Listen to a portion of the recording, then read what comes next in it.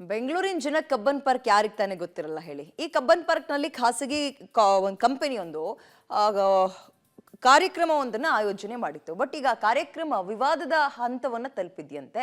ಯಾವ ಕಂಪನಿ ಯಾವ ರೀತಿಯ ಕಾರ್ಯಕ್ರಮ ವಿವಾದದ ಹಂತ ತಲುಪಿರೋದು ಯಾಕೆ ನೋಡ್ತಾ ಹೋಗೋಣ.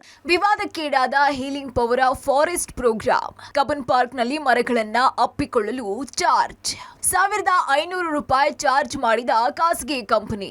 ಕಾರ್ಯಕ್ರಮಕ್ಕೆ ಅವಕಾಶ ಕೊಟ್ಟಿಲ್ಲ ಎಂದ ತೋಟಗಾರಿಕೆ ಇಲಾಖೆ.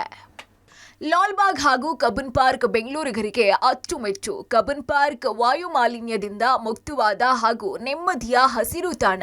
ಇಲ್ಲಿ ಕೆಲ ಕಾರ್ಯಕ್ರಮಗಳು ತೋಟಗಾರಿಕೆ ಇಲಾಖೆಯ ಅನುಮತಿಯೊಂದಿಗೆ ನಡೆಯುತ್ತವೆ.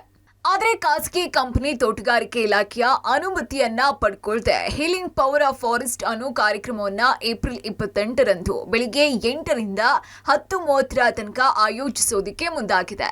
ಈ ಬಗ್ಗೆ ತನ್ನ ವೆಬ್ಸೈಟ್ ಟ್ವಿಟರ್ನಲ್ಲಿ ಬರ್ಕೊಂಡಿದ್ದು, ಕಬ್ಬನ್ ಪಾರ್ಕ್ನಲ್ಲಿ ಮರವನ್ನ ಅಪ್ಪಿಕೊಳ್ಳೋದಿಕ್ಕೆ ₹1,500 ಚಾರ್ಜ್ ಅಂತ ಬರ್ಕೊಂಡಿದೆ. ಇನ್ನು ಈ ಫಾರೆಸ್ಟ್ ಬಾತ್ ಅನ್ನೋದು ಜಪಾನ್ನ ವೆಸ್ಟರ್ನ್ ಕಾನ್ಸೆಪ್ಟ್ ಆಗಿದೆ. ಅಷ್ಟಕ್ಕೂ ಕಾರ್ಯಕ್ರಮದ ಉದ್ದೇಶ ಏನಪ್ಪಾ ಅಂದ್ರೆ ಜನರು ಮರವನ್ನ ಅಪ್ಪಿಕೊಳ್ಳುವುದು. ಇದರಿಂದ ನೆಗೆಟಿವ್ ಎನರ್ಜಿ ಕಡಿಮೆಯಾಗಿ ಪಾಸಿಟಿವ್ ಎನರ್ಜಿ ಬರುತ್ತೆ ಅನ್ನೋದು ಇವರ ಉದ್ದೇಶ. ಫಾರೆಸ್ಟ್ ಸ್ಥಾನದ ಅನುಭವ ಅನ್ನೋ ಕಾರ್ಯಕ್ರಮ ಆಯೋಜಿಸೋದಿಕ್ಕೆ ಕಬ್ಬನ್ ಪಾರ್ಕ್ನಲ್ಲಿ ಯಾವುದೇ ಅನುಮತಿ ಪಡ್ಕೊಂಡಿಲ್ಲ, ಕೊಟ್ಟೂ ಇಲ್ಲ. ಕಬ್ಬನ್ ಪಾರ್ಕ್ನಲ್ಲಿ ಕಮರ್ಷಿಯಲ್ ಕೆಲಸ ಅಥವಾ ಕಾರ್ಯಕ್ರಮಗಳ ಮಾಡೋದಕ್ಕೆ ಅನುಮತಿ ಕೊಡಲ್ಲ ಅಂತ ಕಬ್ಬನ್ ಪಾರ್ಕ್ ನಿರ್ದೇಶಕಿ ಪವಿತ್ರ ಪ್ರಸನ್ನ ತಿಳಿಸಿದ್ದಾರೆ. ನಮ್ ಕಡೆಯಿಂದ ಅದು ಏನೂ ಇಲ್ಲ, ಡಿಪಾರ್ಟ್ಮೆಂಟ್ ಕಡೆಯಿಂದ ಆತರ ಪರ್ಮಿಷನ್ ಆಗ್ಲಿ ಏನೂ ಆಗ್ಲಿ without anybody's notice this has come ಅಷ್ಟೇ. ಅದಕ್ಕೆ ಈಗ ನಾವು we are planning to give a press note ಎಲ್ಲ ಕಡೆಗೂನು. ಓಕೆ. ಆಮೇಲೆ ನಮ್ಮಲ್ಲಿ ಏನಾದ್ರೂ ಕಮರ್ಷಿಯಲ್ ಆಕ್ಟಿವಿಟೀಸ್ ಆ ತರದ್ ಎಲ್ಲೂ ನಡೆಸೋದಿಲ್ಲ ನಾವು. ಇನ್ನು ಕಬ್ಬನ್ ಪಾರ್ಕ್ ನಡಿಗೆದಾರರ ಸಂಘದಿಂದಾನು ಕಾರ್ಯಕ್ರಮಕ್ಕೆ ವಿರೋಧ ವ್ಯಕ್ತವಾಗಿದೆ. ಕಬ್ಬನ್ ಪಾರ್ಕ್ ಅನ್ನ ಕಮರ್ಷಿಯಲ್ ಕಾರ್ಯಕ್ರಮಗಳಿಂದ ಮುಕ್ತಗೊಳಿಸಿ ಪಾರ್ಕ್ ರಕ್ಷಿಸಿ ಅಂತಿದ್ದಾರೆ. ಇಲ್ಲಿ ಏನೇನು ನಡೆಯುತ್ತೆ ಅಂತ ಎಲ್ಲ ತೋಟಗಾರಿಕೆ ಇಲಾಖೆಗೂ ಗೊತ್ತು.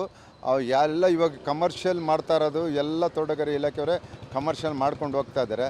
ಅದರಿಂದ ನಮಗೆ ತೋಟಗಾರಿಕೆ ಇಲಾಖೆಯವರಿಂದ ಕಡೆಯಿಂದನೇ ಈ ಕಬ್ಬನ್ ಪಾರ್ಕ್ ಹಾಳಾಗ್ತಾ ಇರೋದು. ಇವತ್ತು ನಾನು ವಕೀಲನಾಗಿ ಇಷ್ಟೊಂದು ಹೋರಾಟ ಮಾಡ್ಕೊಂಡು ಉಳಿಸ್ಬೇಕಂತ ಹೋರಾಟ ಮಾಡ್ತೇನೆ. ಇದಕ್ಕೆ ತೋಟಗಾರಿಕೆ ಇಲಾಖೆ ಸ್ಪಂದಿಸನೆ ಮಾಡ್ತಾ ಇಲ್ಲ. ಇನ್ನು ₹1,500 ಶುಲ್ಕ ಹಾಕಿರೋದಕ್ಕೆ ಸೋಷಿಯಲ್ ಮೀಡಿಯಾದಲ್ಲೂ ಸಾಕಷ್ಟು ವಿರೋಧ ವ್ಯಕ್ತವಾಗಿದೆ. ಇನ್ನು ಈ ಬಗ್ಗೆ ಖಾಸಗಿ ಕಂಪನಿಗೆ ಗ್ರಾಹಕರೊಬ್ರು ವಿಚಾರಣೆ ಮಾಡಿದಾಗ ಕಾರ್ಯಕ್ರಮದ ಆಯೋಜನೆ ಬಗ್ಗೆ ಬಳಿಕ ಮಾಹಿತಿಯನ್ನ ನೀಡ್ತೀವಿ ಅಂತ ಹೇಳಿದ್ದಾರೆ ಅಂತ ಹೇಳಲಾಗ್ತಿದೆ. ಅಂದಹಾಗೆ Japanese art of forest bathing ಕಾಡ್ನಲ್ಲಿ ತಲ್ಲೀನಗೊಳಿಸೋ ಕಾರ್ಯಕ್ರಮವಾಗಿದ್ರು ತೋಟಗಾರಿಕೆ ಇಲಾಖೆ ಅನುಮತಿಯನ್ನ ಪಡ್ಕೊಳ್ದೆ ಆಯೋಜನೆ ಮಾಡಿರೋದು ಸಾಕಷ್ಟು ವಿರೋಧಕ್ಕೆ ಕಾರಣವಾಗಿದೆ. Aruna public TV Bengaluru.